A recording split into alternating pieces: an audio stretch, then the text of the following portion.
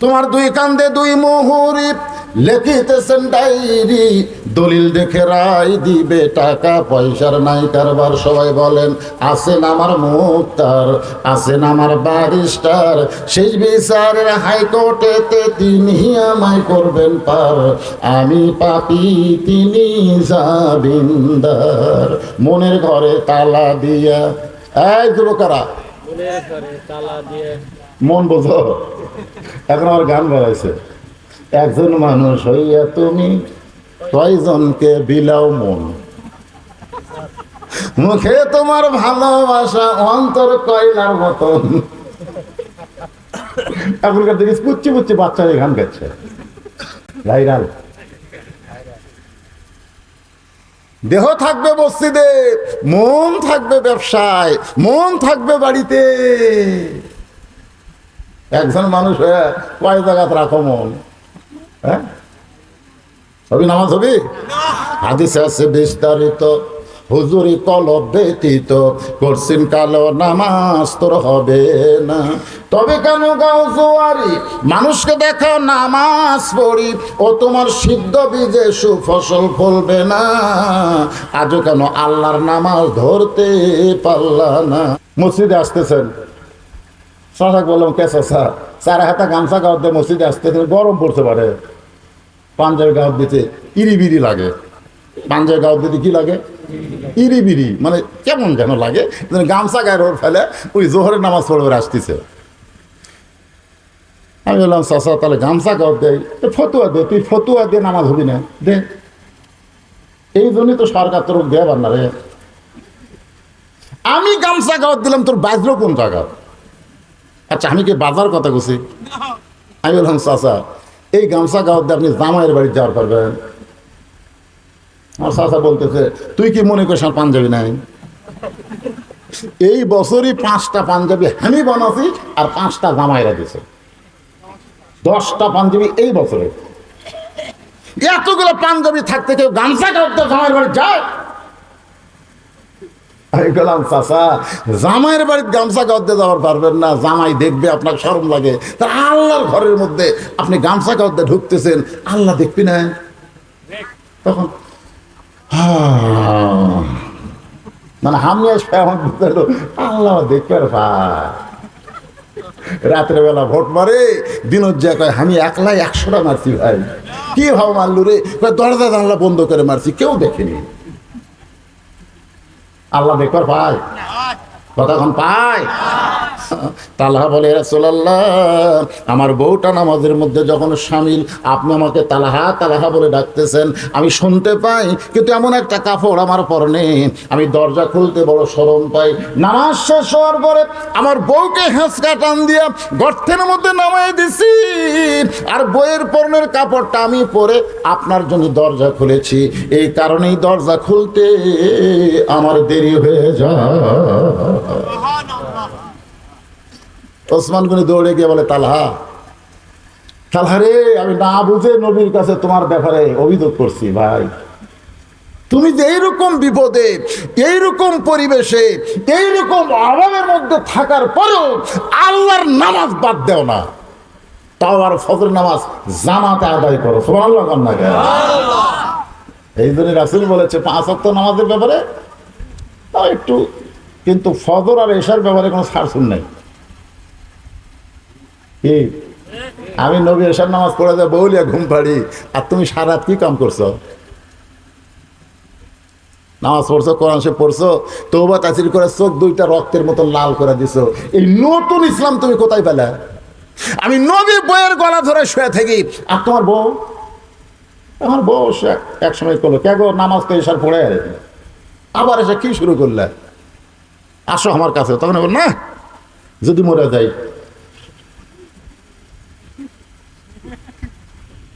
বউ 3বার 4বার ডাকছে, কিন্তু আমি যাইনি। একসময় হ্যাঁ মরার কথা মনে হয়, বলে বছরের কথা আমার খেয়াল নেই, মানে এমন মরার কথা মনে করতে কান দিচ্ছি কান দিচ্ছি। আল্লাহ রাসূল বললেন যে ইসলাম আমি নবীর নাই, সেই ইসলাম তুমি কোথায় পেলে? আমার নবীর ইসলাম হলো এশার নামাজ পড়ে বউকে বুকের মধ্যে নিয়ে ঘুম পাড়া। হুন্না লিবাসুল্লাকুম ওয়া আনতুম লিবাসুল্লাহুন্না। স্বামী হলো বিবির পোশাক, বিবি হলো স্বামীর পোশাক। আর তোমার বউ খাটের উপর ছটফটায় আর তুমি আল্লাহর কাছে কান্দো, এই নতুন ইসলাম কোথায় পেলে? নবীর ইসলাম হলো এশার নামাজ জামাত আদায় করলো, ফজরের নামাজ জামাত আদায় করলো, 2 ওয়াক্ত নামাজ জামাতে পড়ার কারণে সারা রাত ইবাদত করার সওয়াব আল্লাহ তাআলা আমল নামায় দিয়ে দিল। জোরে করে সুবহানাল্লাহ। এশার নামাজ পড়ে আপনি মরে গেছেন, যান।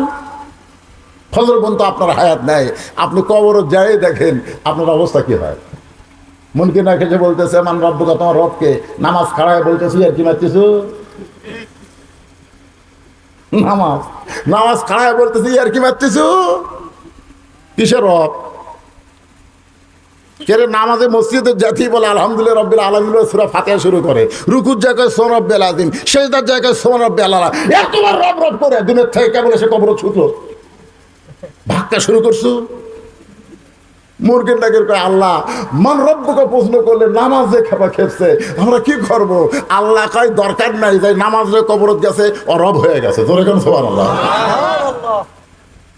আপনি এশার নামাজ জামাতে পড়ছেন, ফজর আগে মরে গেছেন, আপনি সারা ঘুম থেকে কান্দার কে কথা? হ্যাঁ, আপনি ঘুম থাকতে পারেন, ঘুম জাগার কথা আল্লাহ বলেছেন অমিনাল লাইলি ফাতাহাজ্জাদ বিহি নাফিলাতাল্লাহ। রাতের এমন একটা অংশ আছে যে অংশ আল্লাহ নেটওয়ার্ক ক্লিয়ার করে দেয়, যে সময় আর কেউ মোবাইল করে না, ওই সময় কিন্তু নেটওয়ার্কের ঝামেলা নেই। দরকার ঠিক করে দেখবেন মাঝে মধ্যে সরকার ফ্রি দিছিল না, রাত 12টার পরে ফ্রি টক টাইম ফ্রি, একেবারে আপনি খালি করতে থাকেন, টাকা লাগবে না। ওই সময় আমি কল করে দিই, কলই ঢোকে না, মানে এত কল বুঝলেন নেটওয়ার্ক ক্লিয়ার খালি ঘুরতে করতেছে। আমি 5-6 বার কল একজনের কাছে খালি করে দুঃখিত সংযোগ দেওয়া যাচ্ছে না, তো ফ্রি দিয়ে লাভ কি, সংযোগে ঢুকতেছে না। তো 5 ওয়াক্তের সময় নেটওয়ার্ক ক্লিয়ার নাই, মানে চাপ আছে। 5 ওয়াক্ত মানে অনেকে পড়ে, জোরে কোন কথা ঠিক কিনা, তাহাজ্জুদ সবাই ঘুমায় আছে, আল্লাহ ঘুমায়নি, আর আল্লাহওয়ালারা চেতন পাশে। জোরে কোন সুবহানাল্লাহ। ওই সময় আপনি যা বলবেন, হাদিস শরীফ আছে আল্লাহ আবার নিচের দিকে চলে আসে, যেটি আসছিল সেটা আবার নিচের দিকে আসে, আচ্ছা বলে কি চাও বান্দা, সবাই ঘুমায় গেছে, তুমি কি চাও? তুমি কি চাও? দুনিয়া চাও না আখিরাত চাও? বাদশাহী চাও না ফকিরি চাও? ঈমান চাও না জীবন চাও? তুমি কি চাও? বান্দা যদি চালাক হয়ে যায় তাহলে বলে আল্লাহ আমি কিছুই চাই না, আমি শুধু তোমাকে চাই। খুব চালাক বান্দা, তোমাকে চাই আল্লাহ। সেজদার থেকে মাথা তুলতে আল্লাহ কয় যতই সেজদা কর তুই জাহান্নামে, তুই যতই নামাজ পড়ার সেজদা কর তোর ঠিকানা জাহান্নাম। চালাক বলতেছে আলহামদুলিল্লাহ আলহামদুলিল্লাহ আলহামদুলিল্লাহ। আল্লাহ কয় কেরে পাগলা, কি করলাম? জাহান্নাম রে। তো বলতেছে দেও, অসুবিধা কি? তুমি কি মনে করছো আমি জাহান্নামতে একলা যাবো? তা আল্লাহকে তোর সাথে জাহান্নামত খেয়ে যাবি, যার সেজদাতে আছে তাকলিয়ে যাবো, যার প্রেম আমার কলিজা, যাক ছাড়া আমি কিছুই বুঝি না, সবাই ঘুম পড়ে আমি চেতন পাই, আমি তাক ছাড়া। তুমি কি মনে করছো আমি একলা? আল্লাহ বলে আমাকে যদি জাহান্নামত যাস, জাহান্নাম তো জান্নাত হয়ে যাবে। এটা জানি তো, ওর জাতির পিতা আগুনের চুলার মধ্যে তখন পড়লো, তখন তুমি কুটি তাই কুটি। তুমি কি জন্য বললা কুলনায়া নারু কুনি বারদাও ওয়া সালামান আলা ইব্রাহিম? আমি জানি না তুমি ইব্রাহিমের সাথে আছো, আগুন খালি ইব্রাহিমকে লাগবে না তোমাকে লাগবে। এই যে তো আগুনকে বললা শান্তিদায়ক হয়ে যা, ইব্রাহিমের জন্য কছো না তোমার জন্য কছো? আল্লাহ কয় পাগলা রে, যে আমার জন্য পাগল আমি আল্লাহ তার জন্য পাগল করে কোন সুবহানাল্লাহ। আর এই পাগলামি শুরু হয় তাহাজ্জুদের মাধ্যমে। ধরে কোন কিসের মাধ্যমে? এই জন্য তাহাজ্জুদকে নামাজ বলা হয় না, তাহাজ্জুদ হলো মহাব্বত। ওসমান গনি বলে ভাইজান তোমার এমন অবস্থা আমি জানতাম না। পরপর 3 দিন দেখেছি নবীর কাছে অভিযোগ করেছি। রাসূল বলে, ওসমান তুমি অভিযোগ না করলে আমি তালহা পর্যন্ত আসতাম না, আর তালহা পর্যন্ত যদি না আসতাম তাহলে এই বিষয় তো আমরা জানতে পারতাম না। ওমর ফারুক বলে, রাসূলুল্লাহ 2টা অভিযোগের উত্তর হয়ে গেছে। কি জন্যে তালহা ফজরের সালাম ফেরা বাড়ির দিকে দৌড়ায়, আর 3বার তালহা তালহা বলে ডাকার পরে তালহা দরজা খুলতে কেন দেরি করলো, এই 2টার অভিযোগের উত্তর হয়ে গেল। কিন্তু আমি তো অভিযোগ করলাম একটা মাসুম বাচ্চাকে তালহা রশি দিয়ে খুঁটির সঙ্গে বেঁধে রাখছে, এইটার ব্যাপারে কিছু বলবেন না। রাসূল বলে, তালহা রে, শিশু বাচ্চাদের স্নেহ করা, বড়দেরকে সম্মান করা, আর সমবয়স্কে মহব্বত করা, এই 3টাই হলো নবীর সুন্নাত। ছোট বাচ্চারা যদি মসজিদে যায়, আপনাদের মসজিদে ছোট বাচ্চারা যায় না? দুষ্টামি করলে যেন খবর দেয়, একটা করে যদি ঝাঁকির তাড়া মারেন আপনি কবিরা গুনাহ হবে। জানেন নবী সেজদাত গেছে, হাসান হোসাইন পিঠের উপর লাফ দিয়ে চলতে পারে, এ যাতা কথা মনে করছেন। প্রথম সেজদা 3বার সুবহানাল আলা, দ্বিতীয় সেজদা যে প্রত্যেকটা সাহাবীরা 100 বার সুবহানাল আলা সুবহানাল আলা সুবহানাল আলা। 2-1 সাহাবী মাথা তুলবার সাথ ঠিক কি হলো? কিন্তু কোরআন শরীফ বলতেছে মাতা কুমর রাসূল ফাখুযুহু, নবী যেটা করবি সেটাই করা লাগবে। নবী সেজদা তুলিনি, তারা তুলিস না। যাই হোক, সেজদা উঠলো, 2য় রাকাত ঠিক আছে, 3য় রাকাত ঠিক আছে, 4th রাকাত ঠিক আছে। নবী সালাম ফেরানোর পরে ওমর ফারুক বলে, হুজুর প্রথম রাকাতে 2য় সেজদা এত লম্বা কেন? আল্লাহ রাসূল বললেন, 3বার সুবহানাল আলা বলার পরে আমি সেজদা তুলবার চাইছিলাম, কিন্তু ওই 2 পবিত্র এসে আমার পিঠের উপরে এমন বসলো, ওঠে না। আমি নামাবার চাই, আল্লাহ কাই নামান চলবি না। যতক্ষণ আপনার পিঠে বসে থাকবে আপনি সেজদার মধ্যেই থাকবেন। ছোট বাচ্চাদের এমন স্নেহের কথা আল্লাহ বলেছে, তোর এখন সুবহানাল্লাহ, কান্দের উপর চললো, নামান যাবে না। আর মসজিদের মধ্যে এসে আপনি সেজদার সামনে জীবনে মসজিদে আসবি? ছোট বাচ্চা এমন ভয় খাওয়া খাবি, মসজিদে তো মুসল্লি নেই, মসজিদে টাকা দাও, আর যাবি না। আমরা মক্কা মদিনা দেখছি ভাই, মক্কা মদিনা যে দেখছি ছোট ছোট বাচ্চারা বল লেগেছে পারে, বল খেলতে একজন বল মারিতে আমার সেটি লেগেছে। আমার বাংলাদেশের একজন আমার ওটি আসছিল, দৌড়ে দেয় জানিস সেটাকে তুই ওলা বোঝে কোন দেশের ছোট বাচ্চা আরবির কর, কি আর কিছুই বোঝে না। আমি নামাজ শেষ করে বলে, এই পাগলা তখন ঝাঁকি মারলে তুই ডাকাত হবো, নবীর সুন্নাত হলো ছোট বাচ্চাদের আদর করা। সুবহানাল্লাহ সুবহানাল্লাহ সুবহানাল্লাহ। ছোট বাচ্চাদেরকে স্নেহ করতে হবে, বয়স্কদের সম্মান করা লাগবে, আর সমবয়সীদেরকে বন্ধু বানানো লাগবে। তুমি বন্ধু নামাজ পড়ো, তোমার বন্ধু পড়ে না, একজন নামাজ পড়ে আর একজন বেনামাজি, 2জন একসাথে বসে চা খায়, এরকম আছে না? নাই জোরে কার আছে? সমবয়স্ককে মহব্বত দিয়ে তাকে আপনার সাইজ করা লাগবে। প্রতিদিন আপনি বলেছেন চলো বন্ধু নামাজে তাই, ওই করে তুই নামাজ পড়েও তাকে না পড়েও তাই, তুই নামাজ পড়ে হাসতে ভালো হয়েছিস, তাহলে কিভাবে নামাজ আনা যায়? কিভাবে? ডাইরেক্ট বলা যখন হচ্ছে না তখন আপনাকে হিকমত নেওয়া লাগবে। আসরের ফরজ কয়টায়? আসরের নামাজ কয়টায়? 5টায়। আসরের নামাজ কয়টায় হয়? 5টায় হয়। আপনি 4টায় ধরেন, 4টায় যে হাত ধরে বলতেন চলো ভাই যাই, ওই তো এমনি খেপে আছে আপনার উপর, নামাজ পড়বি না কেন? 5টার সময় আসরের নামাজ তুই এখন হাত ধরলো, তার মানে নামাজের জন্য না ভাই, আজকে তোমাকে চা খেলাবো, চলো চা খাবার দাও, বলে পেঁদি দাও, নিমকি দাও, লাড্ডু দাও, বলে এত কেন ভাই? বলে তোকে আজকে 50 টাকা খেলামো, নিয়ত করছি, 50-এ 40 টাকা খাওয়া হতি।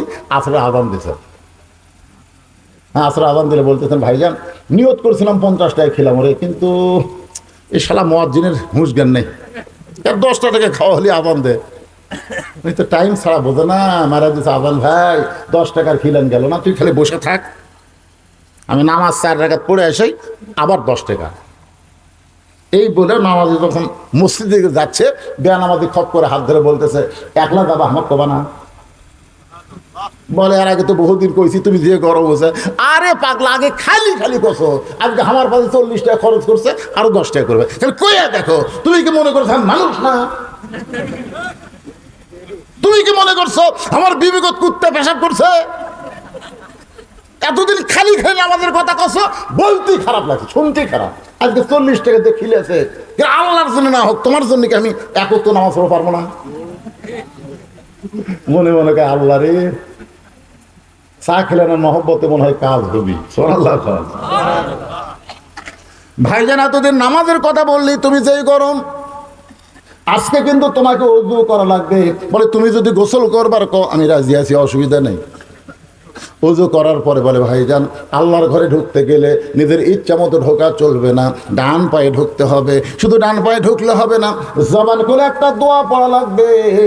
দোয়া পড়ার পরে মসজিদের বারান্দায় আল্লাহওয়ালা বান্দা এক দৌড়ে সামনে যায়। সামনে গিয়ে বলতেছে, আল্লাহ আল্লাহ, আমার দায়িত্ব হলো তোমার বেনামাজিকে মসজিদের মধ্যে হাজির করে দেওয়া, আর তোমার দায়িত্ব হলো হেদায়েত দেওয়া। আমার দায়িত্ব শেষ, তোমার দায়িত্ব শুরু। এখন তুমি কি করবা? তুমি আর আমাকে ধরবার পারবা না যে তুই নামাজি হয়ে বেনামাজির সাথে বন্ধুত্ব করলু কেন? আমি কিন্তু আল্লাহ এর পিছনে 40 টাকা খরচ করছি, খালি খালি লয়। এই মসজিদের বারান্দা চাচ্ছি, এখন তুমি কি করবা? দায়িত্ব কার? আমার দায়িত্ব কি? বান্দার দায়িত্ব হলো দাওয়াত দেওয়া। ধরে কি দেওয়া? কথা কর না কেন? বান্দার দায়িত্ব কি? দাওয়াত দেওয়া। আর আল্লাহর দায়িত্ব হলো হেদায়েত দেওয়া। আমার দায়িত্ব শেষ, তোমার দায়িত্ব শুরু। জাগা মতো মারছে। ধরে কি মতো? আসরের নামাজ শেষ করার পরে সব মুসল্লি বাড়ায়, উনি আর বাড়ায় না। আরে ভাই, নামাজ শেষ হতে সবাই গেছে, চল যাই, আরো 10 টাকা খেলাম চা। বেনামাজি কান্দের বলে ভাইজান, নামাজের মধ্যে এত শান্তি আগে কোনোদিন বুঝি নাই। নামাজের কথা শুনলেই কানে খারাপ লাগতো ভাই, কিন্তু আজকে নামাজের মধ্যে ঢুকে দেখি নামাজের মতো শান্তি আর কোথাও না। যারা 5 ওয়াক্ত নামাজ ধরেছেন, আমি তাদের বলবো, একদিন আপনারা এশার নামাজ না পড়ে বিছনায় যাবেন। একদিন ভালো লাগবে, মানে যতক্ষণ নামাজ আদায় না করবেন ততক্ষণ আপনি ঘুমাবার পারবেন না। কারণ এমন একটা পরিস্থিতি হবে, আপনি নামাজ ছাড়তে চাইলেও নামাজ আপনাকে ছাড়বে না। এই জন্যে নামাজ সম্পর্কে বলা হয়েছে আসসালাতু মিরাজুল মুমিনিন। নামাজ হচ্ছে মুমিনদের মেরাজ। নামাজ বান্দাকে আল্লাহর কাছে পৌঁছে দেয়। সুবহানাল্লাহ। ওয়াসজুদ ওয়াক্তারিব, ওয়াসজুদ ওয়াক্তারিব, সিজদা আল্লাহর নিকটে বান্দাকে পৌঁছে দেয়। অনেকে বলে না বান্দা আল্লাহর নৈকট্য হাসিল। নৈকট্য মানে কি? আর আল্লাহর নিকটে বান্দা পৌঁছে যায় সিজদার মাধ্যমে। আর যে ইবাদতের মধ্যে সিজদা থাকে, ওই ইবাদতের নাম কি? আরো জোরে কোন? সেই নামাজের মধ্যে ধৈর্য লাগবে, ধৈর্যর নামাজ। এইটা বোঝানোর জন্য বলতেছে, একটু মনোযোগ দিবেন। রাসূল বলে, তালহা, তোমার কচি মাসুম বাচ্চাকে তুমি রশি দিয়া খুঁটির সঙ্গে বেঁধে রাখছো বাবা, তোমার বাচ্চার প্রতি কি তোমার মায়া নাই? আমি নবীর কথা কি তোমার মনে নাই? ছোট বাচ্চাদের স্নেহ করা লাগবে। তালহা কান্দে বলে, রাসূলুল্লাহ, আমার বান্দাকে আমি, আমার বাচ্চাকে, আমার সন্তানকে আমি অত্যন্ত ভালোবাসি। সাল্লাল্লাহু আলাইহি ওয়া সাল্লাম।